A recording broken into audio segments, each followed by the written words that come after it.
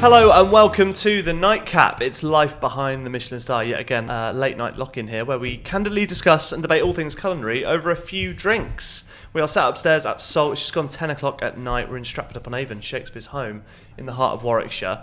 Service is wrapping up downstairs, so let me introduce myself and what the hell we're all doing here. My name's Simon Alexander. I'm a podcaster, producer and daytime cooking show contestant.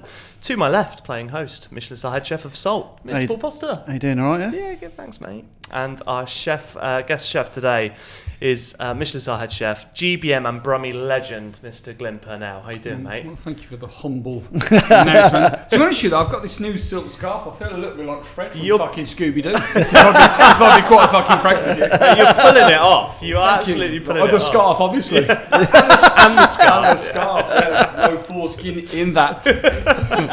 Now, without sparing your blushes, Paul, you came up here absolutely buzzing about the food tonight.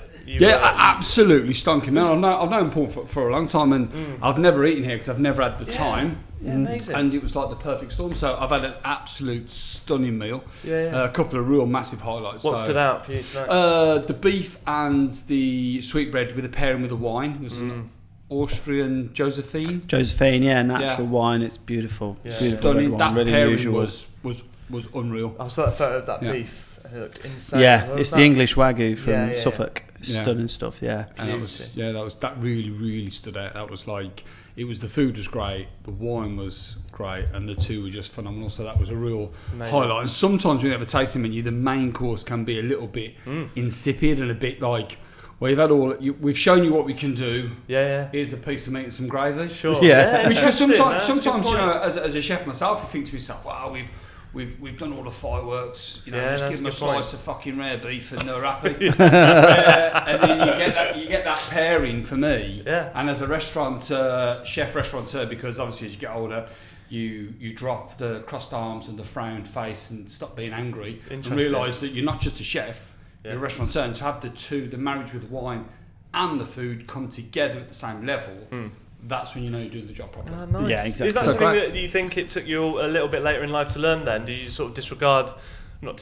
but take less value in the wine side of than the pairing side of things? I think so, because what we do as chefs is you want to become a chef. You see Marco with his really sort of scruffy hair, stubble, shout at people, you think, I want to be that man. Then you realise that food is so amazing, and the whole concept of restaurant is so much better than that. You realise that being a grumpy chef, thinking it's all about that testosterone, to realise actually, the kitchen, the front face, an extension of what the kitchen should be. So you should be bringing that back in. So you sort of understand and realise that you have to be more than just a chef. And I think that dish and that wine pairing was exactly that, and that is what's happening to Paul.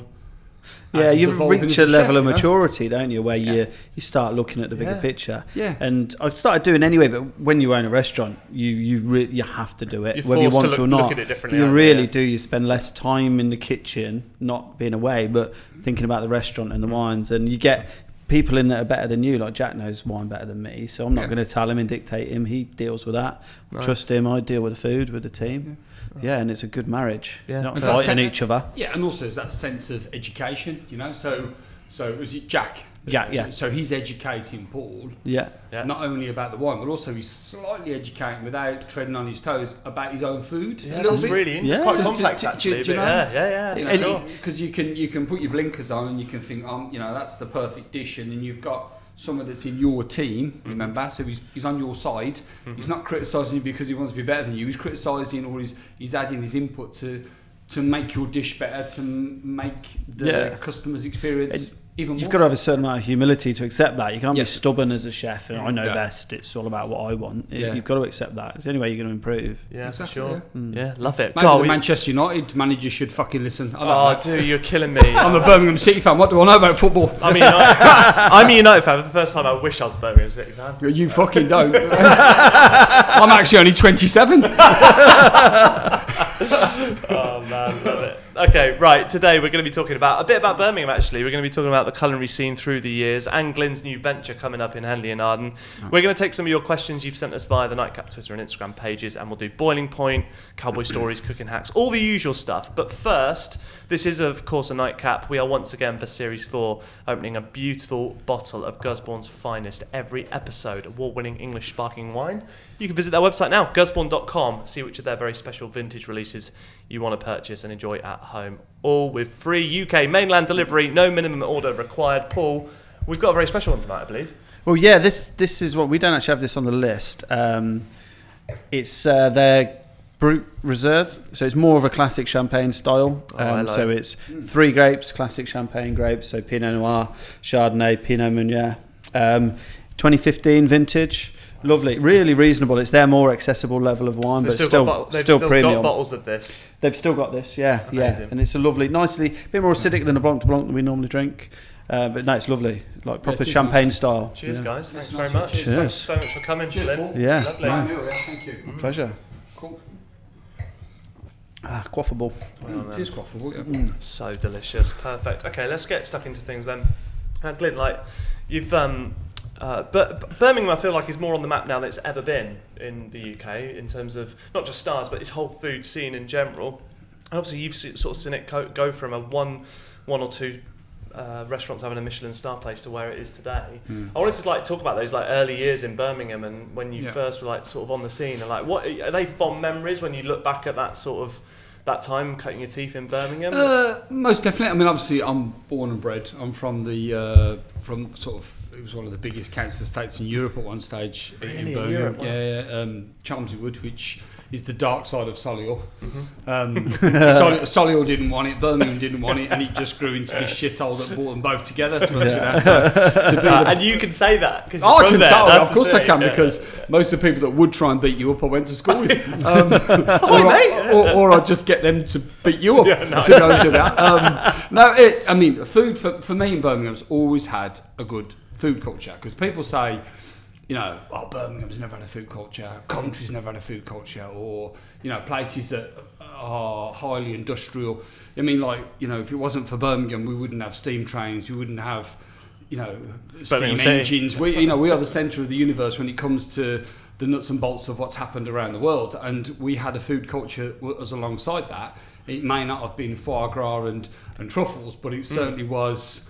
What was it? How would you have defined it then? So Matthew Bolton was an industry leader, and he used to make a Birmingham soup, which is almost like a broth which had bone marrow, had vegetables, and he used to sell it to his workers. There was a woman that used to harvest, I can't remember her name now, but she used to harvest watercress off the canal. They used to sell that to the workers, and that was some of the only vegetables they eaten, because most of the land was quite industrial. I love that it's off the canal as well. So do you know what I mean? And without the canals, the world, the UK wouldn't move. Because there wasn't the M6. So much industry went through that, didn't it? So it wasn't. There was no M6. I mean, you might be going, fucking hell, I'm back to back with longboats here, or barges, because obviously the Vikings with longboats. But I'm just saying, fuck me, the Vikings have cut across. And it was like,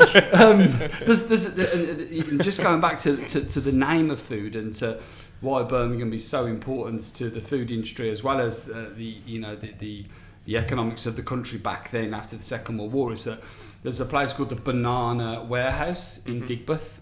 Now, I had a meeting there the other day and about a different programme that we're looking at, and I thought I knew most things about Birmingham, and I was expecting, because Digbeth is like the home of raves and cool. sort of it's always been a scene, isn't it? Amphetamines and all that sort of stuff. You could be your own Miami Vice there, just raiding a couple of the warehouses. If I'll be honest with you, there's more powder than there is in Johnson's. You certainly want that around your nuts for chefs during service. There's a thing called the Banana Warehouse, and I was expecting it to be this bright yellow warehouse where people just got off their faces for 4 days, and then they ended up on the side of a milk cart and that sort of stuff. But it's actually, and after the Second World War, they'd fly the bananas into Birmingham, which was in the centre, and the bananas were taken to the Banana Warehouse. And they've got like a whole big massive, the whole warehouse slides across and it goes onto the canal, and then the bananas will be loaded and then distributed to the rest of the UK. So go out from the centre. Go out from that. So that and the fact that the PG Tips was based in Birmingham, that the custard factory, so the custard factory was were the monkeys from PG Tips? Were they from there? No, they were from the chimps. They started wearing shorts and stuff, and they evolved, and then they just became the Black Country. So that's evolution right there in the sense of. There's a T-shirt in that. So and it's like things like the custard factory. The guy that his wife loved custard, that he designed the powdered custard because she was allergic to. Yeah, was that birds? Was it birds? Yeah, birds. Yeah. So you had that there. You also had the bluebird toffee. That's from Birmingham. I remember years ago. I mean, you're obviously too young and good looking. Obviously. Too young and good looking to know about that. But Bird's Toffee, at Christmas, you'd get like a toffee bar and you get a small hammer with it. Wow. And you'd like get a little... yes. And it just smash parties. Yeah, just break it up. If your little brother leaned over, they just give him a little... Obviously. It's like, that's for toffee, fuck off. But that, again, that was from Birmingham, so we've got lots of... It's really a richer heritage than you'd think then. It is, okay, maybe slightly on the industrial level, but it had that. And when I opened Jessica's, was my first first restaurant, first real job in the centre of Birmingham, because I worked at the NEC and I worked at Simpsons, and then I opened Jessica's after I worked at Hibiscus, and everybody said, "What are you opening there for? Birmingham isn't ready, whatever." But I remember Claude calling me out into the restaurant a few times when I worked in Ludlow, which is 50 minutes away, Paul? Would you say? About that, yeah. 50 minutes now. And the dining room was full of Brummies. Do you know what I mean? And I was like, "Look at these." I mean, this is Claude. Okay. Look at these. Look at these. These are all your potential customers. And I was working. I did stage. I mean, Sat. So I'm going from one story to another one. But that's cool. Yeah. Sat did stage at Le Jardin Renaissance when he won the Roux Scholarship, and I got to know him a fair bit after that stage, and he said to me, "It's a great experience." So I went and worked there for 3 weeks. Oh wow! And I was in this 3-star restaurant in Montpellier, Onions, and then this waiter said, "English, you come with me," and he took me to the restaurant. And he said, "They sound like you." Oh right! There's a table of 2 people from Birmingham in this 3-star restaurant in Montpellier. Wow. And it's a case of there are customers in Birmingham that want to eat good food. Yeah. And it was a case of having that confidence. And, that's amazing. And opening it, and that was for me was I never wanted to open anywhere else, and maybe it was a big risk. So when people were saying to you that classic phrase of Birmingham's not ready, or this blank place, this isn't ready, what were they meaning? Did they think your food was too outrageous then, or too overpriced? What were they saying? Because it hadn't really happened in Birmingham before. It needed someone like yourself to take the risk. Yeah, I think people sort of thought of then. So we're talking about, what was that? Early 2000s. It was like people were like, "Why don't you open in Solihull, Knowle?" Affluent areas. They wanted to go for Walsall Common, Kenilworth, on the outskirts where they felt that there was well-heeled people that would wear scarves like that. Maybe turn up in some sort of mystery van with a talking dog and some ginger bird with a short skirt. I don't know, but the waiter did it. And old Mr. Withers from the amusement park. But I think people the word fine dining for me is such a dirty word, because this reminds me of doilies and pot puree and just lavender. Just fucking faff. And I think that's when people said Birmingham's not ready. I think because there wasn't enough of that. Yeah, sure. And it was still it's a young city, Birmingham. Considering how well it's come on, it's still quite a young city in comparison to Manchester and Newcastle and a few other places. As in a developed city. Because if you think back to then, at that time when you opened, because I ate at Jessica's probably 7 or 8 times. I loved it there. Did you? Oh, yeah, I went there loads. He was always there. I know. Not him again. He was always there. No one was doing around that time that high quality food in a not like really luxurious setting. Yeah. Was kind of unheard of. So that's probably what people meant. Is like, fine dining has to be this. Fine dining had to be lobster, truffle, foie gras, and it has to be white tablecloths. And it was about breaking that mold. And now no one would bat an eyelid now about it. You're right. You could open anywhere. Well, it sounds almost naive to say, but it's funny that it starts with just that one restaurant doing it, and now, like you say, the fact that Carter's and everyone, it's just normal, just feels normal already. It's like 20 years ago, we wouldn't have got a style of our shit tables and chairs, would we? You wouldn't get judged. You feel that you'd have been judged with your curtains, your tables, your all the superficial stuff, and also the size of the pickle up the waiter's arse would have been probably measured. Saying, we're in the wrong place, sweetheart. The waiter hasn't been fucking rude to me yet. So it's that relaxed respect for food, good wine, and company, which has really gone through. I think over the last sort of 15. Maybe, well, that's 10. It's really accelerated with that casual. I've had a chicken wing today. We got some of it as well. It was unreal. And eating it with your hands. Yeah, exactly. I mean, you imagine that 20 years ago. They go, and here is your chicken wing. Fuck off. Where's my knife and fork? Are you the people's point of view, dear? Fuck off. Fucking proper Life of Brian style. But like, you had that, and you had truffle on it, and you had a good wine to go with it, and it was like, this is great food. Yeah, absolutely. And there's no snobbery now. Yeah. Because the chef serves what he believes is the right thing to serve for the clientele he's got and for the new clientele he's trying to bring in, which makes it exciting and interesting. Just look at the dining public now, like the amount of youngsters we get in. When I was 18 to 25, I spent my money just going out getting wrecked and on the set. Now I would never. Fuck all's changed. Hey, I'm trying to sound good here. Fuck all's changed. Can you just pick Paul up, Simon, please? We'll get groups of young lads in that aren't in the industry. I'd have only done that with my chef mates, but with my mates, unheard of. But now people do. It's not about the upper class eating out like it used to be. Yeah, everyone does. It reminds me what Alex James was saying to us about how what's happening in this era of chefs is like what happened to rock stars in the 80s and 90s, where you could start up a brand new food brand and go to a food market and have people trying your stuff. That was over commercialized music. This is the era for chefs and for the industry. Like, it's just so easy to, not so easy to, but you've got that liberation of just doing what you want to do all the time. At the beginning of opening Jessica's, that sort of thing, did you feel an onus to have Birmingham on the plate as well, or were you already such a big point of difference anyway with the style of food you were doing that it didn't really matter? I like, to be fair, I mean I love Birmingham. It's obviously where I'm from and all the rest of it, and and I got given, when I was 13 or 14, Record of Achievements. You remember that Record of Achievement? You might be cool. In the burgundy folder. That's the one with the gold rim on it and stuff. Yeah, so wanky. What's your 5-year plan? Staying out of prison. Good plan. Or coming out of prison. Depends if my brief can get me off. And it was and I wrote something down, and because I'm so passionate about the city. And I've always tried to include it into my food, not on purpose, but it naturally happens anyway, because I think you will always cook within the DNA you've been brought up with or the style of food you've been taught. So I've always felt that way.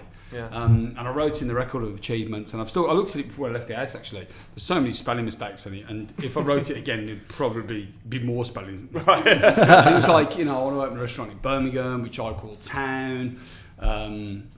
I want all the rich people and business people to eat in the restaurant. I want people to come to Birmingham to taste my food. And that was my goal when I was 13 years old. Wow. And at 47, it still is my goal. So when I created the food, being sort of French classically trained, I used the French sort of mentality and some of the style of that. But I most definitely dragged a lot of my experience and my natural food love from I call it the centre of the universe. So from the centre of the universe, that's what I did. So my mum loved honeycomb. She called it cinder toffee. That was on the menu.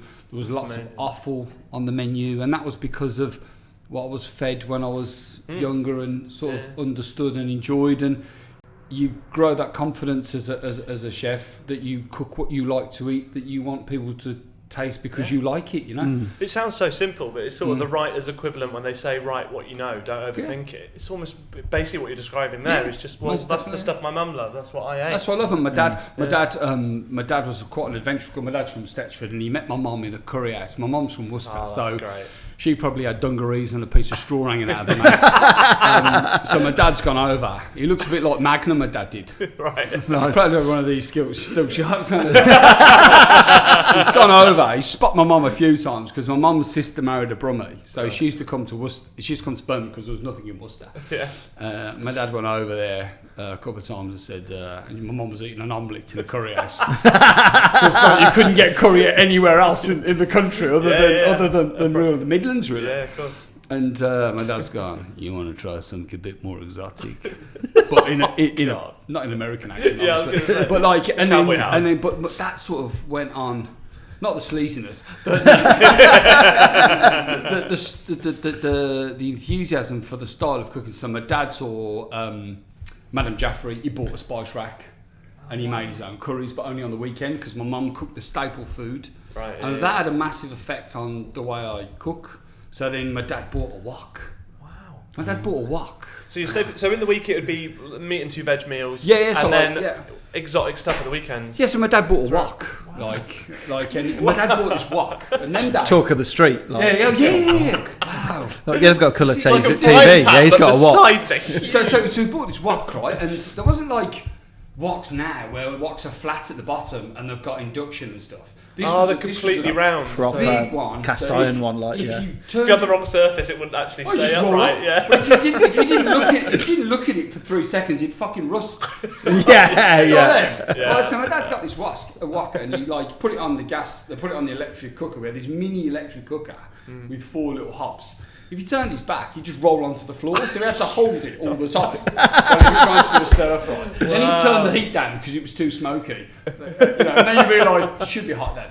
Yeah. And I got made a professor at the university, UCB. Wow. And my dad's got quite a bit of he's more of dad. He's more dad than granddad now, so he's got more of a round daddy. Fine.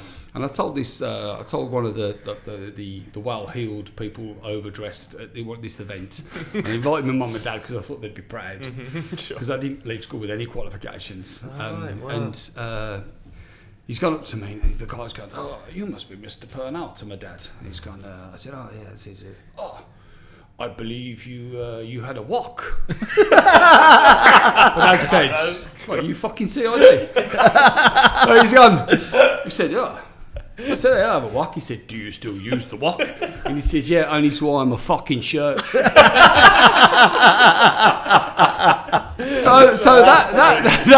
that sort of that ethnic sort of food flavour and culture really was brought into our house in the sort of the mid 80s, and then that sort of really sort of carried on through the way I like to cook. That's amazing. Was it always like stir fries? A stir fry, yeah. And would you look forward to them to those meals as kids? You'd all be like well into it. My dad bought a Ken Humbuck, and then he had a sari on. I thought to myself, this is going too fucking bad. And like he sort of like all my friends would come round on Saturday, going, "Whoa, you having curry again?" I've only had curry twice in my life. and the other time we had it was like the guy with a bowler hat on. What's his name? I know the one you mean. Mother's Pride, Home Pride. I know the one you mean. So you put it in there, you got like, you might as well put it into a tart case, call it a mince pie. There's that much fucking fruit in it. So you get the raisins in it, the diced pineapple, and that's the only thing that people had curry over sweet and fruit based. Yeah. But my dad really sort of took a grip on how to make a proper curry just through watching Madame Jaffrey and Ken Hum. So that was a massive influence. That's incredible. And it still is really. It really still is, yeah. That's amazing. Did you, like with Cov, I don't know whether we've spoken, I know we talked about the pub obviously where you sort of grew up, but do you ever feel attached to dishes from childhood that you then wanted to do again? Or? Only ones my mum. My dad had one of those woks as well, and the only dinner he ever cooked was spaghetti bolognese. And he cooked it in the wok. In the wok? Yeah. Really? Yeah. And it was like that was his thing. It was all he could cook, and it was a jar of sauce. It was minced that he'd quickly stir fry. Yeah. Jar of sauce, and he'd just fucking stay with it. He was doing no work, like. no But it was flavour that delicious, there. It was, it was. At the back then. time? Yeah, then it was. Yeah. Yeah, and he always used to fart when he'd doing it, and that was his special ingredient. That's what he'd always Okay, say. yeah, He was the Foster ingredient. So he's like, it was in front of Heston with that, using flavours from the sea, with flavours from the underpants. So he was on edge. Yeah, he was on the edge. genius. But that was his dish. But he called it spaghetti bolognese, but it was always shells. Always shells, but it was called spaghetti bolognese. But it was Brilliant. always The shells, yeah. And then my mum did most of the cooking, and she did the food in the pubs, and she made a lovely steak and ale pie. That was one that always stuck with me. That always takes me back. There's no other dishes than that, really. They're the two that just stayed with me. Yeah, nice. Yeah, we used to get takeout a lot. I'd sneak downstairs when I was about 10 into the pub when they'd be having a stay back, because I'd be like, I hope they're getting a curry, because there's amazing curry house around the back. And all the locals would be locked in. Yeah, in Earlsdon, and then all the locals, and then we'd go and get a chicken tikka naan or like a madras or something. Mate, Nice. 3 in the morning, you 10-year-olds up with a load of pissed up boozers eating curry. I learnt a lot. And like it's continued on, and I think if that happened now, you probably would be in some sort of social care, You get reported, or have completely orange fingers. One or the other. for sure. Or we'd be live streaming your experiences probably at 3 a.m. as a 10-year-old. So going on from those first dishes, getting the star, so was it Jessica's at the time? Yeah, it was Jessica. So opened Jessica's. I'd worked for Claude. The restaurant had 2 stars. I'd worked at Simpsons, which had a star. I was still pretty young, and to be honest with you, did you feel like you were gunning for it then, or was it just sort of like you just? I think you're always going for it. Sure. But I think because of like how grounded I am as a person, I realised that I didn't have a job other than the restaurant I was in.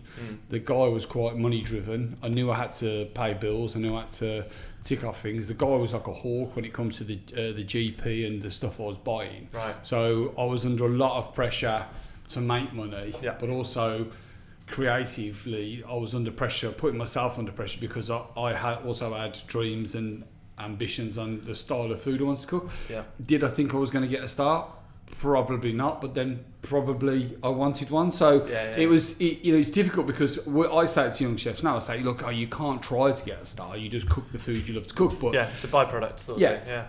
But obviously, if you've worked in Michelin star restaurants, you are always putting your food up against the stuff you've cooked. Same as like Paul. So Paul's worked, worked for Sat, he worked at Simpsons, he worked at Le Manoir. So, when you opened your first restaurant, took your first job over in Suffolk. Was it Suffolk? Yeah, Tuddenham Mill, You certainly must have put stuff on the plate and thought, is this as good as you do. this place? Yeah, that's the question you ask yourself. Yeah. Is this the right standard? Yeah. And can I achieve what my peers have achieved cooking the style of food I'm cooking? And you're always putting yourself up against people that you've worked for. Yeah. Andreas was a phenomenal restaurateur.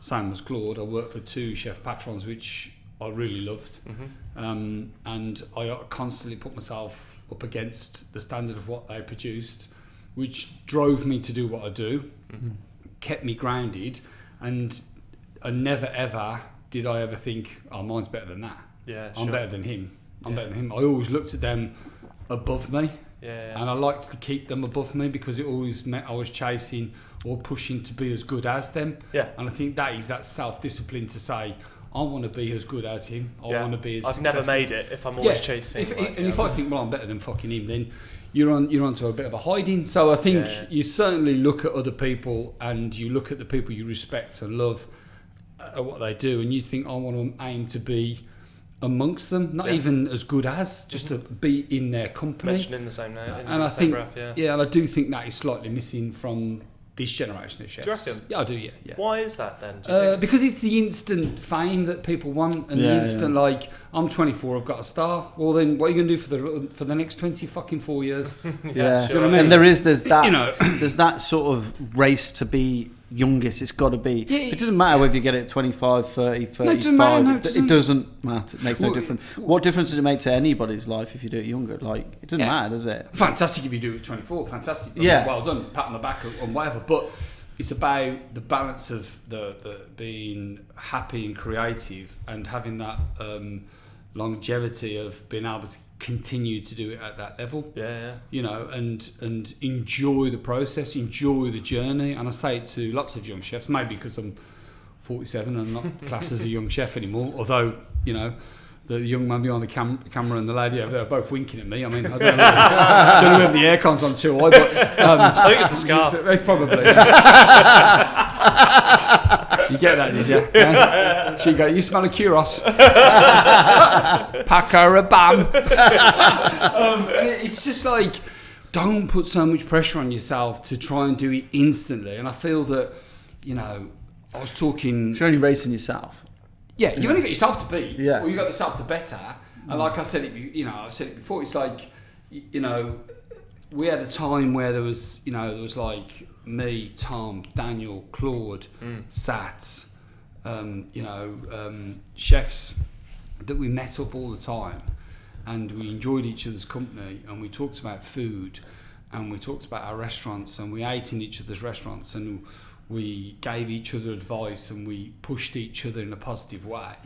That really rubbed off onto that, I believe, was the golden generation of what's happening in food today. And I just think that because we spent a lot of time together as in company and were honest with each other, we all became better chefs and restaurateurs from that. And I do feel now that it was always competition. Don't get me wrong. I mean, I love. No, but it was healthy competition, wasn't it? You know, you all got it. That's the difference. I love Sats to bits, but I mean, I smashed him in the Great British Menu. I mean, that says it all. Do you know what I mean? So, but like, although we loved each other and we pushed each other, we still were competitive with each other. Yeah, which was healthy good. competition. Yeah, competition for places in the team if there's two players. And I liked, and I think obviously it's really been difficult because of the chefs of this generation now with what's gone on over the last 2 years has been horrific. Yeah. But I'd like to see more of that. I'd like to see more of the chefs dropping their guard a bit and trying to be a bit more receptive to each other. You know, I mean, Paul's a prime example. We're doing stuff like this. I mean, it certainly drops the barriers down a bit. Yeah, that's what. Absolutely. And I just think the chefs and restaurateurs would benefit more. I'm not saying you need to hang out the back of each other. I'm just saying, you know what I mean? You're just saying to there's nothing wrong with sharing. Yeah. There's certain chefs who've got cookbooks out and they ain't got the fucking recipe in there. Yeah. So was it scratch and sniff? Yeah. What's the point? You want to make my bread recipe? Yeah. It's in 2 of my books. You come to a restaurant, it tastes bread, you go, fuck me, the bread's good. It's in the book. Yeah. And we haven't messed the recipe around, so you halfway through you go, I've just wasted £35 on this book. Do you know what I mean? That completely agree. I think people are kidding themselves if they think that keeping their things secret is. People will love you more if you share more. They'll want to come to your restaurant more if you share more. Like it's obvious, isn't it? Yeah, from me being obviously knowing you like 20 years, but being not a generation younger, but just a bit younger than you. Only a clip, yeah. Yeah, only a little bit. Yeah, half a generation. Half a generation. Yeah. Half an ounce. Like me and a lot of chefs about my age, there was always this group of you, Sat, Simon Rogan, Tom, Daniel Clifford, etc., and a few others of that age. Before that never happened. No, it was that French way of no, I keep my recipes, I keep my stuff, I keep my suppliers. But that was when the sharing sort of first come about with you guys, and that inspired me to be like, we should be sharing. And like for instance, like our butter supply, that's all he does is make butter. If you protected him and no one else can use him, he might go bust. Then I don't get that butter. Yeah. Really good point. Yeah, so it's like sometimes, which is difficult because we all want to have individuality. Okay, we all want to be whatever. But if this is a fantastic wine. You're supplying Simpsons with it. Yeah, well, we don't want it then. Yeah, well, more fucking fool you then. Yeah. Because if someone went to Simpsons, then the following week they came to Purnell's and went, we had a fantastic wine at Purnell's. It was a Pinot Noir for such and such. Funny enough, we've got a bottle. Yeah. I mean. Yeah, exactly. I'm not saying we have to have exactly the same, but we can certainly overlap and touch upon each other's knowledge and enthusiasm and love for the job. Yeah. Because it only makes the UK food scene or the regionality of the food scene definitely more interesting. Yeah, 100%. I think exactly. I'm all for it. Just in sport, like a football team, they have loads of teams have the same formation or same tactics. Apart from Manchester United, apart from United, obviously. But they're Don't always know what they are at the executed- moment. I shouldn't have brought it up. No more football analogies for the rest of the podcast. So, your guys' paths have crossed quite a lot actually then over the last 20 years or so. When did you first meet? Was it you going we to first met, Jessica's I remember all the time, exactly or- when we met. Oh, do you before he says? I've probably lashed up to be honest with you. No, it was in the staff canteen at Le Manoir. I was Yes. a commis What chef. place to I was Yes. 19, so it's pretty much exactly 20 years ago. I was commis chef. I'd been there a couple of weeks, and I sat next to Glynn. We were chatting. He was there on an interview for a sous chef role, and we were chatting. I was like, "I'm from Coventry." He's like, "Oh, I work in Kenilworth, Simpsons." Oh, Yeah. fucking Yeah, hell. of And then we course, before it moved. chatted from there, Yeah, and then like you didn't take the job. I stayed Yeah. there, got like kicked around for a year. It was amazing, and then moved on, and then it'd been a couple of years, and then just come into each other's path when I was at the Manor. And a good friend of mine at the time went on to open Jessica's with Glynn, Simon Samanchi. Yeah. I'm sure, and so then Paul came. I used to pop over in the day, and he that used to come probably see get in us. your way when you're doing your he used mise to en come- place. Yeah, he used to come over and see us, Like- which was... Oh, really? I remember doing. I did a competition, Midlands Young Chef of the Year, Yeah. and I was really struggling with ideas. Glynn helped me out with the main course. Yeah. Come second, like really close to winning, but I wouldn't have without What was Glynn's do you remember the dish inspiration. that you were Yeah, doing? it was. You had to do best a lamb, and I roasted the lamb the way Glynn said, and like sliced it lengthways. Lengthways, I did. yeah. We did a sage and apricot pomana that you'd showed me Yes. in a This little is tart epic. case, cooked on the stove, like Yeah, in yeah. the tart. Like browned it all off, flipped it over, Yeah. shallot puree, and there was some cabbage. And I remember like showing me cooking the cabbage, like making the cabbage all nice and soft and Yeah, I think confident there's a down little bit of and lemon that. and stuff in there. Yeah, as well. I remember Wow, that. Is it a nice lamb I loved sauce? it, that stayed Yeah. with you. Yeah, that's Yeah, it was dried apricots, poached in sage and chicken stock, chopped up, like potatoes in this tart case, apricots, potatoes again, I remember clarified it, yeah, I butter, do remember it, cooked yeah. on the stove. He's like, don't Yeah. fucking put it in the oven, cook it on the stove. Steve, you see what's going on?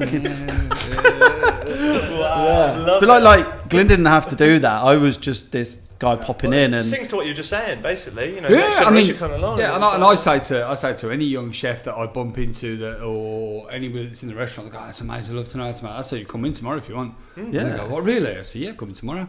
I come in tomorrow, and then Paul came around a few times. Do you know what? I am really surprised that Paul has never actually worked for me, because he was around a fair bit. I It's remember already- you were wanting just to. going but in, I was like, kind of just scared to ask for a job. He's just rocking Don't know up, why. like, and just hanging out with us, Yeah. prepping your rolls. I'd and come and make tea, Make do tea, some yeah. little bits and bobs, and then we'd have a chat, and then you'd Yeah. do service because that was when it was just you and Simon. There was Yeah, no two one- of us in the before kitchen. Jason started. Yeah. And then I'm sure I sent some sort of reference for when you got you were applied for some sort of scholarship or bursary. It was the William Hepsonstall Award. Yeah. And then I'm sure I did some sort of reference or a letter for it. Yes, you did. And then something happened. You had some really bad food, and then like your insides nearly exploded. Oh yeah. Whoa. It was in France, that was, wasn't it? It was in Yeah. France. What the hell? Yeah, I got E. coli in France. Oh, Come back, and Literally. I was working in a restaurant in Coventry. Come back, and couldn't pinpoint where it was, but I know where it was. I know where it was.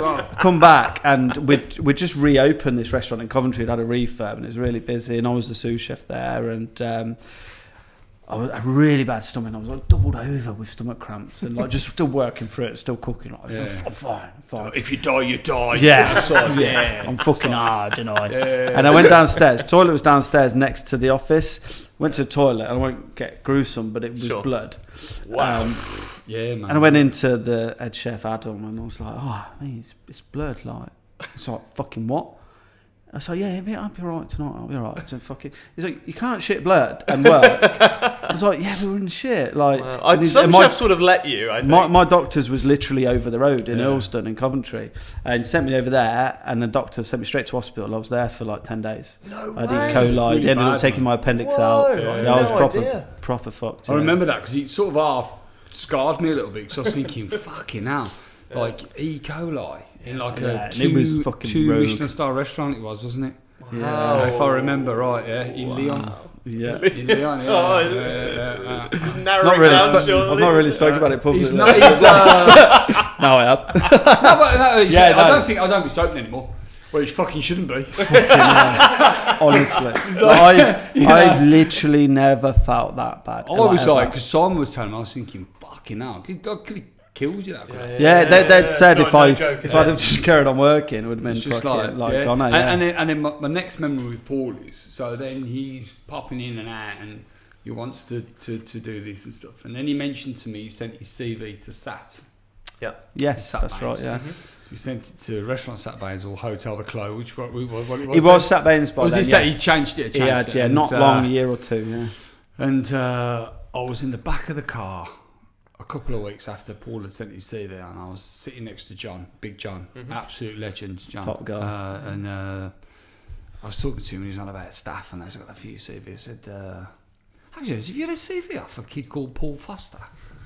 I said, he works at the Manoir. I said, I just got back from French Laundry. I said, he's done this bursary, this scholarship thing. I said, he's fucking good lad. He went, yeah, I think it's funny enough, I think I threw that in the bin. No way. I can't 100% say, but I remember sitting in the back of the car, getting out the car. I mean, John's a big dude as well, so I'm sat there crushed up by the fucking window, and I've gone, and I said, no, I said, he's a good lad, and then that guy, I said, he's a good lad, Paul, he's blah blah blah, and I think then. Oh wow! I got a phone call very quickly after from John. I'm not saying whether I got him the job or not. No, sure, but it sounds like a big part in it. And I just sort of said, because he just clicked, he did. And I thought, fucking, I just sent the CV, and he said he'd had loads of CVs, and obviously Sat was right on the up, and whatever. And then obviously Paul went there, and he spent a good time there as well, which was obviously great. Massive turning point in my career. Yeah, massive, and at the time Sat was, well, he still is the guy to work for, and Paul did a good stint and stuck it out, because it wasn't an easy kitchen either, was it? Very tough kitchen, very high expectations. You talk about it being tough, but you talk about it being an insane team at the time. Yeah, it was, because it was a turning point for Sat. Not me, I wasn't his turning point, but in the sense that before that they had a lot of journeymen. Everyone who there was nowhere else to eat in Leamington or work. Not Leamington, sorry, Nottingham. So you'd have the chef that worked in that place, that place, and there, and they're never going to stay. And you see the CVs. So it was the only time they started looking above and like, let's try and get some people with some decent experience. And then there was a few of us at the time, and H who used to work with you. He was there at the same time, and it was good team, it was good time. But it's fucking tough. But I loved it. Yeah. So then I guess a little bit down the road, you guys pop up on GBM together. Glynn was the judge. What a roundabout sort of story. Do you have fond memories of that week or two you guys were doing that together? And I always thought it was tough for Glynn, because obviously we'd known each other for years. You've known Daniel for years. You and Daniel basically peers. Then Akhtar would have been new on the scene, I suppose. So I knew obviously you knew Akhtar from Birmingham. On a real personal level. Yeah, I smashed Daniel in the arsehole the year before. Just sort of get him, because he would be fucking beating himself up, I'm sure. He still hurts now, I know he does. He got beaten by a piece of fucking curried fish. So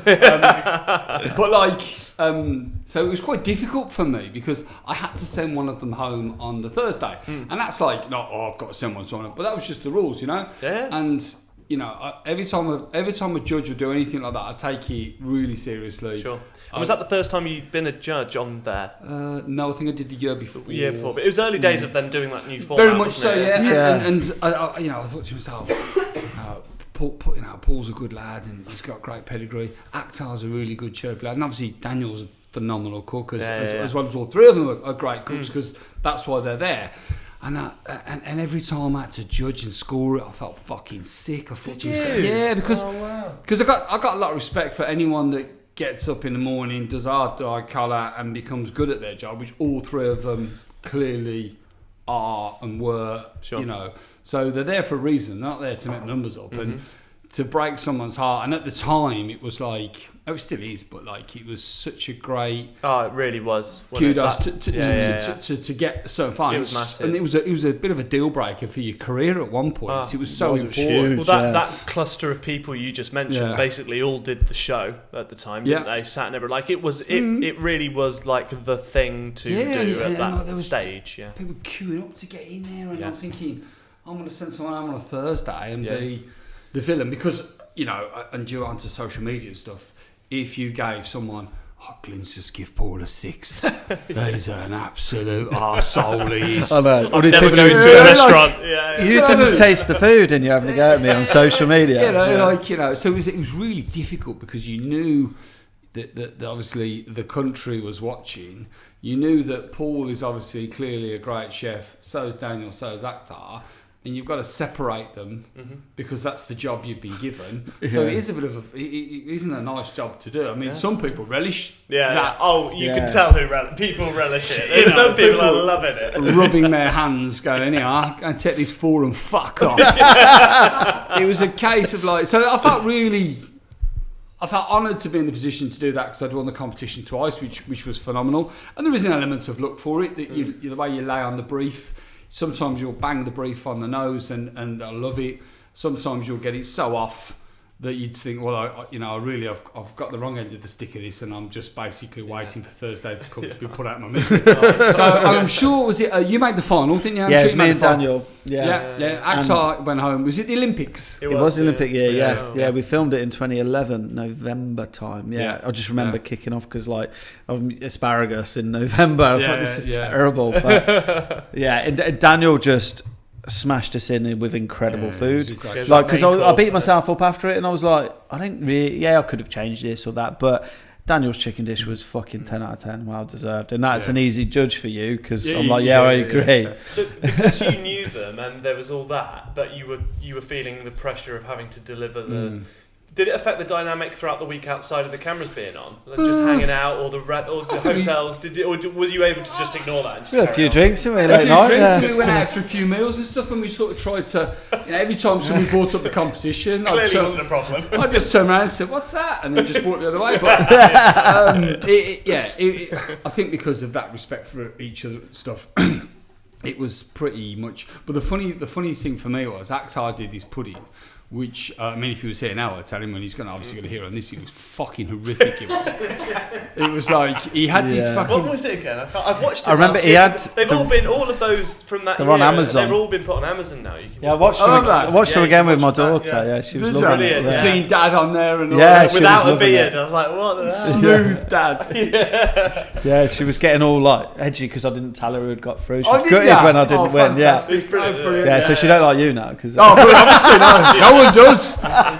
But he did this fucking... It was a raspberry sorbet in like a thing. This was when props would first coming out in GBM. They weren't a thing, and he was supposed to set it on fire. Oh, that's it. Yeah, but it was so cold and solid in the brass freezer. It was like rock hard. Like trying to light it, I was like, because me and Daniel went over to give man, didn't we? Yeah. And we were trying to do this dessert with him. I was like, it's too cold. It's like -20 in the solid. It's not going to ignite. Yeah. He's pouring stuff on and going, and it come out really good as a show because we all kind of got involved and did the dish with him together. But I remember going to the, you go to that little kitchen bit, and you have to ask and they still ask the same questions. They go, so do you think it fits the brief? If you were going to score it, what would you give it? I'd give it 10. I remember getting the spoon and trying to cut the base. Nearly broke the fucking plate. Oh, the biscuit base on the chocolate. And you had to go, and did the biscuit come out as you intended? To be honest with that, I was crying, laughing. Oh, really? Yeah, crying, laughing. He was crying, laughing. And he was going, I think I changed the base to be a little bit softer. Fucking up. I'm going to change the spoon to a fucking axe. Do you know what I mean? And it was so hard. And even the camera crew, the most of it was filmed like this. Because everyone was laughing. But that really stuck in my mind, and that's obviously when he went home. That for me made my job a hell of an easier. And then I walked away on the Thursday thinking, he's gone home, I'll leave the other two to sort that out between themselves. But I remember that dessert, because obviously at camera we had to talk about it. Yeah. And I remember me and Daniel just be like, we're not going to do it, because obviously he's had a bad day. This isn't a mark of him as a chef, because he's fucking great. No, definitely not. He's a fantastic chef. It's just not come together. And they were like, tell us what you really think of it. And no, I'm not going to mug him off. He's he's took him an extra hour. We've helped him out. I'm not going to come to him off it.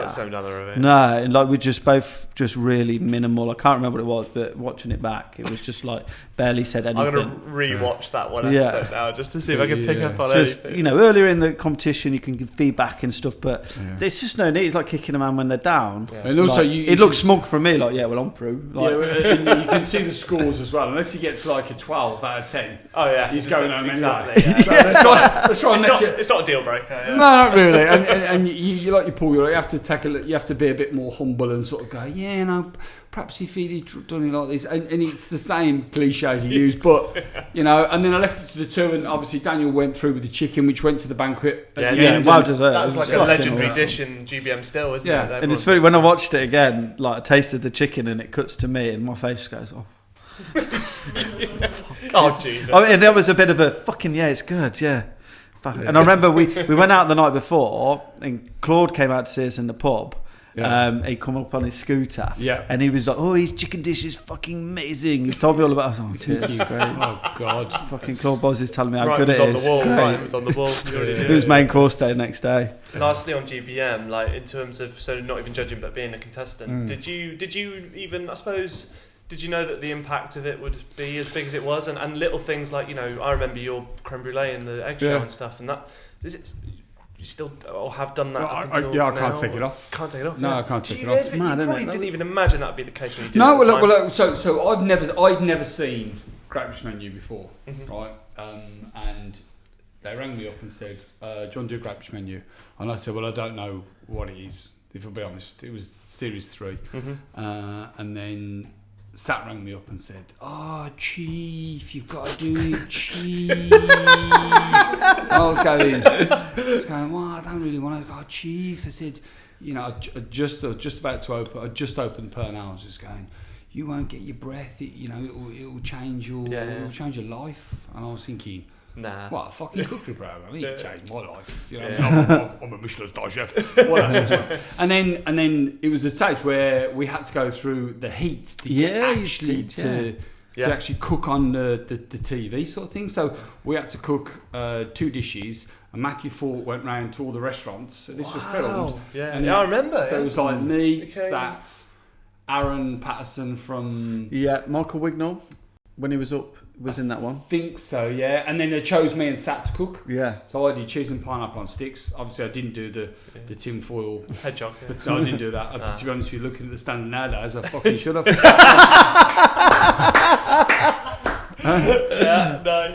But like, that'd be the so we went through. So we had to go through that process before we went to that. And then Sat said to me, Glynn, he said, "Make sure you've got somebody manning the phones." The minute the programme was out, and I was like, no.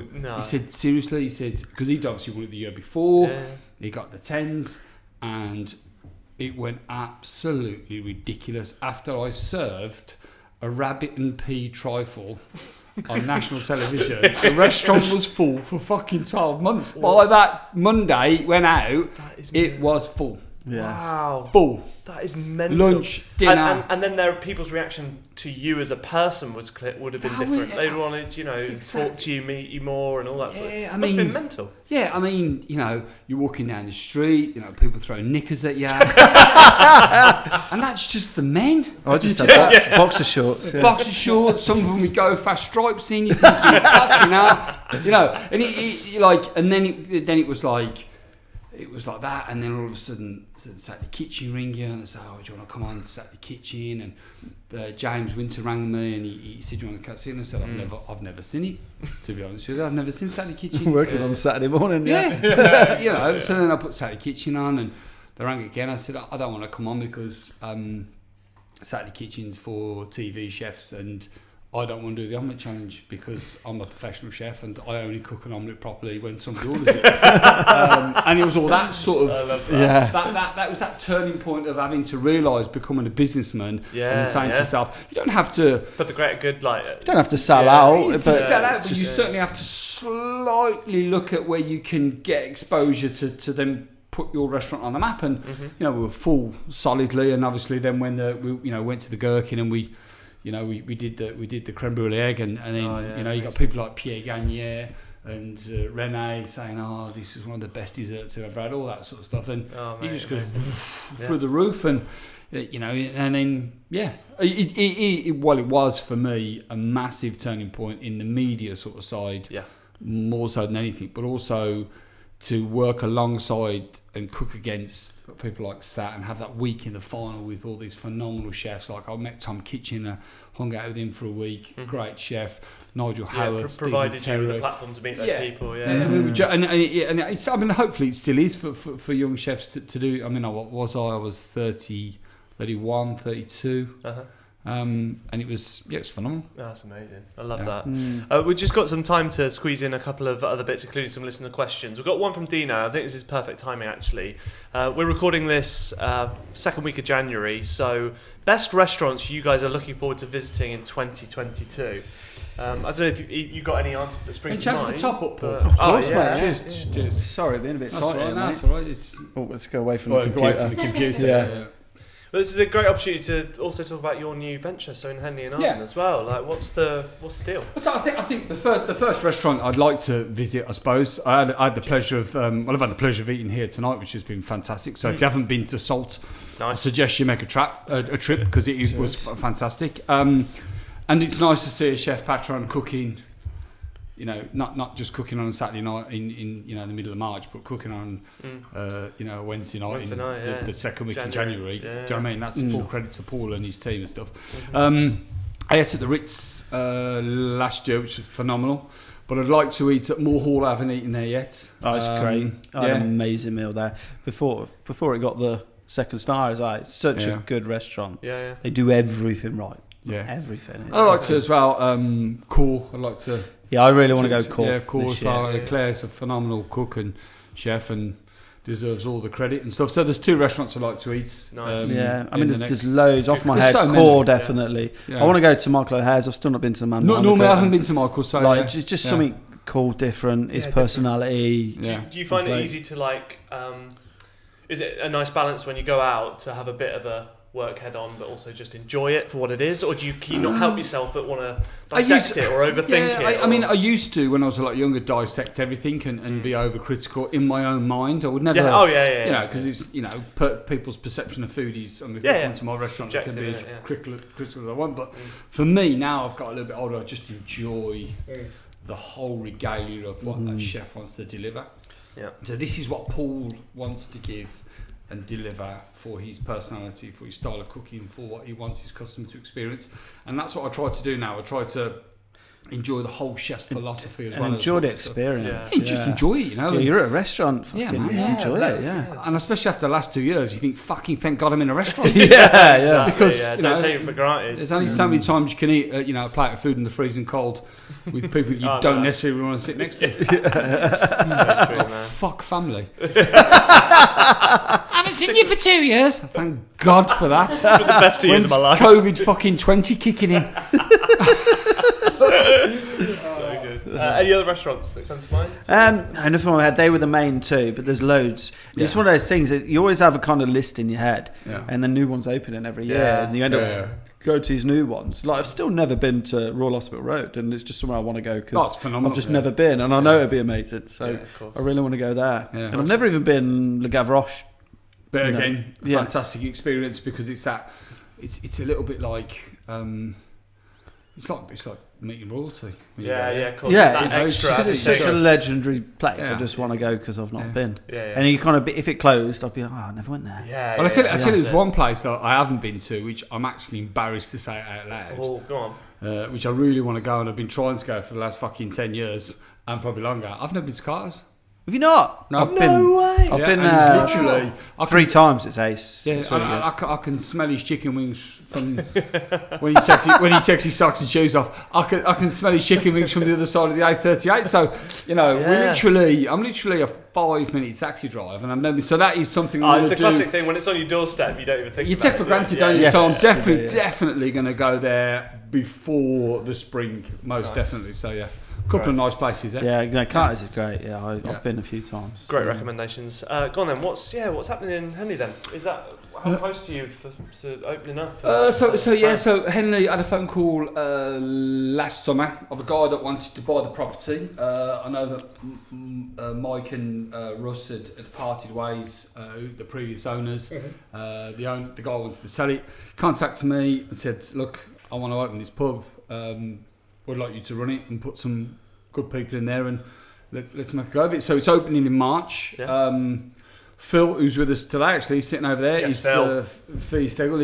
He's gonna be taking over as the chef. So Amazing. under Phil, with my guidance, because Phil's worked with me for 9 years, so he'll be Amazing. the man on the pass. And I've got Pete Casson, who ran my bistro, who's going to be the general manager. So I've got a good team and all that. And what is it? Is it still a pub? Yeah. Is it, and can you just go for a drink? Yeah, you can go for a drink and you can have a bowl of something at the front, and then we've got a restaurant at the back, which is still going to be good, solid, classic pub food, using the ingredients and the suppliers that we use at Purnell's, using a few touches that we do at Purnell's, so have that little bit of identity. I ain't going to use the word twist. Nah, Because, don't you know? Nah, do you know what I mean? The only time you use the word twist is when you're drunk in someone's living room and somebody pulls out this plastic mat with massive coloured dots on, and you spin something and someone sticks the toe up your arse. That's when I know you the use feeling. Yeah, oh yeah, you know the feeling. Sorry, I'll cut my nails next time. So it's a case of just like, there will be fish and chips on the menu. There will be some slightly different stuff on there. And it's cool. It's not going to be rocket science. It's just good, solid, pub quality food. food. And No, I it's can't a wait. stone throw away from. Yeah, from not Salt, far so at all. close. Not Like far at 15 all. minutes from here. No, I'll be there. Always looking for places like that around here that are good at that kind of approachable. Yeah, But definitely. and there's not that many around here, really. So either right up there or there's no middle. Yeah. somewhere down there. Yeah. Perfect. That's so exciting. So when? Sorry, do you reckon? So I reckon about March. Perfect. So March time. So that'll be an interesting project going into the spring, summer, and hopefully we're at the back end of what's happened over the last whatever. We seemed to brighten up last year around about March, going into April, May. Yeah. with So the weather and hopefully, everything. we should be on the other side of it. So Sounds amazing. Can't wait Yeah. to go there. Okay, perfect. Right, let's do some boiling point stories, shall we? I think. Yeah. This is the part of the podcast where both our chefs tells us the real. You got grins already. The real heat of the kitchen. So boiling point, as we know, it's all about the biggest blow ups. Whether it's been you losing your shit on someone or vice versa. Who wants to go first? Paul, you go first, because just so I can get the feel of what is Nice. acceptable, or how many buses you can. Anything is Yeah, acceptable. and the worst it is, just leave out names and places, and then you're clear from getting sued. Like, Excellent. I do one of these every time. I've still got a bank of stories. I've still got a bank of stories after all this time, yeah? After all this time, Go for it. And quite a variety of situations and styles of things. So this one, I've got to be really fucking careful here that I don't say anyone's name. Yeah, cool. So this was, I'll get straight to the crux of what it was. Cool. This was about me and a general manager having an argument because she wanted to pay a black man less than a white woman. Whoa! Okay. Did not see that coming. Sorry, I'm just taking my microphone off. I'm about to leave the room, guys. Go on. So I was, there was no structure of pay, no demi is this with maybe some tiers if you grow and then get promoted, chef de partie is that. It was always like, what do you want to pay them? And I'd always, anyone employed, I'd make sure they were, chef de partie, they're on the same level, and then, then you could tier them up. And these people come in as demi chef de parties. I'd recruited them for like part of the business and to bring them through to me. And we're having the chat with another senior member in this business, and she was like, so what are we going to pay them? And I suggested this because that reflects what we are as the business, and I think that's right for the industry. And so, oh no, but I think we should pay her more. And this person was very pro women, very anti men, just general personality, and clearly a fucking racist as well. She was like, no, I don't think we should pay him that. I think he should earn it and try it. We'll pay him less and pay her. And I was like, what is your fucking reason for this? And I got really defensive straight away because I was like, this could be on me, and I don't fucking endorse this kind of, behaviour at all.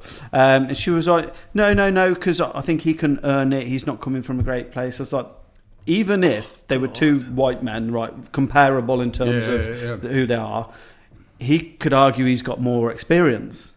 Yeah. So she's coming out of college. He's worked somewhere. And you want to do this? I said, I will not support this at all. How did you react to that? And I said, if they talk, like fucking staff do. Like, and we get found out, I said, we'll be fucking done. Yeah, and I said, you know now that I am not behind this, and I will fucking throw you under the bus. Jeez. You are going down alone for that shit. And did she I won't still, have a part of she it. still Yeah, she still did it, yeah. Whoa. Yeah. That is mind-blowing. Yeah. It's not that How long it's- ago was that? What, 10, 15 years? I can't say, because people don't know where it is. Because they'll take your CV and fucking work it out. I get that, sorry. So the thread kicked in then. It was 13 years and 2 months ago. Yeah, that would link direct. Somebody could work that out. I'll tell you after. Yeah. I mean, I've experienced quite a lot of boiling point experiences where I've watched on. I was tenacious when I was younger. Not as tenacious as some of the restaurants I've worked in or what I've seen. Sure. But the first sort of real taste of it, I was heavily, not bullied, but heavily put under the cosh when I was younger, when I was like 16, 17, and I went to work in the a la carte part of the hotel. Mm-hmm. I got put underneath this Cockney chef, and I was obviously the chef's blue-eyed boy because I was an apprentice, and I was like pretty naturally talented at the way I was, because I've been doing it since the age of 14, and I really felt my footing and stuff. Mm-hmm. And he came in from the outside above me, and I was his commis on the meat and fish, and he was fucking awful. He wasn't the best chef in the world, but he was just an absolute arsehole. Yeah. And he was like, "You're fucking this here, you can't." So I was like, fucking hell. And let's just remember, I am from one of the biggest council estates in Europe. So I spent most of my life rolling on car parks or fucking playgrounds. You know what I mean? So he said to me, and there was this freezer, and it must have been, this freezer was the same size as this fucking restaurant. It was enormous, this freezer. Yeah. He's going, we had this blackberry sauce on, or blackcurrant sauce on with fucking duck or something. And obviously we never use fresh ones in the reduction. We only use fresh ones for the plate. So when he was going, go in the fucking freezer and get me some fucking fresh, get me some frozen blackcurrants and all that sort of stuff. I sound like fucking Angela Hartley. So then, oh, by the way, I love you, Ange, because I was with her just before Christmas, actually. Fucking great fun. So I've gone in the freezer, I'm looking around the freezer, and obviously he ain't fucking ordered them, has he? So I'm in the freezer, and I've gone, I can't find them, chef.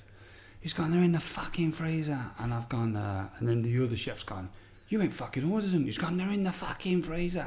So by this time, he's kicked my shin, he's fucking pushed me onto that, and I'm thinking, fucking, I want to fucking explode in a minute. But I don't want to lose my job, you know? Yeah, of course. I couldn't answer anyone back, let alone start scrapping with Yeah, like you a just chef bite your party. lip. Yeah. So he's fucking grabbed me around my necktie. Did you wear a silk scarf? It wasn't red silk then. I'll tell you that much, guys. And he's fucking, I've gone in the freezer, and he's turned around and he's pushed me, shut the door, and he's pushed me. I've gone fucking, I can't fuck it. I turn around and I fucking hit him so hard in the fucking nose. I broke his fucking nose. Did you? Yeah. He went down like a sack of shit. Oh, right? God. I fucking went back into the kitchen, left him in there he must have been there for about 10 minutes. He come back, all blood down his fucking apron. Frozen like a grenade. Yeah, it looked like he fell on the bag of fucking blackberries. And about 2 weeks after that, he didn't say 2 words to me. He left, and I got promoted. Oh, so power to the people. Yeah, so the moral of the story is, children. Order the fucking blackberries. No, and it was just like, and I never. Did you just assume I'm getting sacked tomorrow? Yeah, and it's a little bit. Head. In them big hotels, a little bit like prison. You just say I fell by the wet steps. It was that sort of mentality. Really? Name and number. Oh, I've fallen by the steps, sir. It was like, and it was like, it wasn't massive violence there, but it wasn't big and it's not clever. And that was in like 1992, I think that was 92. And I never really had much grief after that, but generally, not surprised, mate. Nice. But like, I mean, I've seen lots of horrific things that really shouldn't have happened, and thank God that they don't happen now. I've seen a chef grab another chef around the neck to the point where I jumped on his back and pulled him with all my strength off. And if I hadn't have done that, he'd probably be now inside, because it's like it boils over to the point. And the kid come back for his knives the next day, and his neck was black with bruises. Whoa! So like, not just the grab around the apron. I can't believe he came back for his knives. He looked like they normally go in the chef graveyard. Normally, yeah. And like, so I've seen a few things like that. I've seen somebody Different get world. stabbed in the hand. Stabbed in the hand? So someone's gone to push someone, and the old paring knives come straight into the fucking hand. Jeez. And I'm just thinking, wow. So it's not like that anymore. Everyone says that. It would be front page news now. If like, it happened, you'd know about it. And like, it was always called horseplay. Why have you stabbed him in the hand with a paring knife? Oh, horseplay, chef. It was just banter. It was Just out of you hand. know, banter. but I never condone any sort of. I mean, Phil's there now. He can tell you. I mean, he's never seen anything like that. And I learned a lot from my early stage of my career on how not to behave. Right. And I talked to my staff about having that mutual respect, but also the discipline that you respect each other, that you don't have to do that. Yeah. You know, just the stare is enough now. Yeah, sure. You know? Yeah, do you remember like the last time you really, or not had to is maybe the wrong phrase, but you raised your voice, you got... I think there was a slight incident just before Christmas, but it was just a tray. Just got smashed on the pass. But there wasn't any... It was just my frustration. It wasn't anything... There wasn't one person's thing. There wasn't any third parties. It was just like the tray got smashed and my face got red, and then we just carried on after that. So it's never... Because like, if you were going to have your kidney taken out by a surgeon, he doesn't punch the nurse to pass him the scalpel. Because he'd probably take out the wrong fucking kidney. Where's the fucking scalpel? That's such a good It's point. like, Good point. you turn up Vivaldi and say, pass me the spatula, and you'd slide on the piece of turbot and off it went. Yeah. And that's the mentality you've got to have now. That's such a great point. You can't control... You can't be in full control when you're not in control of yourself. Yeah. And I think that's a massive thing. And early 90s, you know, my shin was bruised from knee to ankle because I was quite tall. Those shin kicks. So that was my taste of what it was. Yeah. Different world, incredible. Really great point to almost leave this. Before we go, we've got some cooking hacks and myths potentially from either of you guys. So any good cooking hacks you can give to other young chefs out there, or this is kind of like wrapped up in a bit of a cowboy type thing. Oh, great! Love it. Love it. There's an old thing. Glynn will know about it. Like, I don't know why people fucking do it, but like, if someone spills oil on the floor, people throw salt down. Yeah, and it just makes fucking mess. So I was at this restaurant, and the head chef spilled. People do that? I've seen people still do that. Yeah. Phil, have you seen them? Yeah. Just hot soapy fucking water. That'll do the job. Just clean it up. That's it. Yeah, just clean it up. Clean it up. Yeah, what you add into it, like what you doing. What? So is their mentality like, oh, it'll be slippy like ice on the road, so I'll put salt on it? Well, it'll give it some grip, I think. So you're not going to slip. Oh, so like, we're in this little kitchen once, and I was the sous chef, and the head chef had spilt a load of oil, and it was just before service, and he was like, oh, I'll sort it. And I was like, don't put salt down, because we're just wading in shit. Yeah. So he's like, he has this fucking idea. Yeah. Flour. He's making a batter on the floor. He made a fucking roux. He was like, no, flour absorbs fat. I was like, yeah, but it's still on the fucking floor. Like, I'm on the sauce and I'm like treading and all this shit. Fucking squelching in fucking bechamel. It's like, just very hot soapy. That's it. That's the only thing. Some degreaser. That is proper cowboy. Like flour. And he was like, yeah, I instantly regret that. Yeah. I mean, it absorbs fat, but it's still there. No, just talking about it's not a myth or any sort of cowboy thing, but it's like one of the most horrific things I've ever seen in the kitchen as an accident due to fat on the floor. So in the old days, we'd have leg of lamb on a banquet. There was 2,000, 1,500, 200,000 people going. The lamb's carved, it's gone through the oven, it's in the flats. They bring out the flat. They flick the juice and the fat into a pan on the floor to then skim the fat to make some of the sauce as the banquet goes. So obviously some of this fat's flicking onto the floor. It's not hitting the pan, And then they had this other guy on the other side of the kitchen, a bit of a Pulp Fiction fucking situation going on. So they had this other guy on the other side of the kitchen who was making this passata for the Italian restaurant, which he used to wank over all fucking day. And it's just tomato sauce, mate. It's just a fucking... You're a fucking Dolmio chef. Do you know what I mean? Put it in the fucking jar and get it on with it, yeah? He's even like one of those fucking Muppets he was, because he looks a little bit like Gonzo from fucking the Muppets. He's got this big fucking bugle. Anyway... So he's making this tomato base, and you know what tomato base like, as it's fucking cooking and reducing, pops everywhere. Yeah. Oh yeah, it's spitting up and that, and it's spitting onto your hand, and it sticks like fucking glue. And anyway, so he's making this, right. The one guy's flicking the fat on the floor. On the other side of the kitchen, we've got these cranes where we're blanching broccoli, and then we're lifting it in a crane, and then we're putting it back into cold water to then take out, dress it in butter to ready to go back through the oven for the silver service banqueting. This is in the early 90s. Yeah. So this guy's come running around, Gonzo has.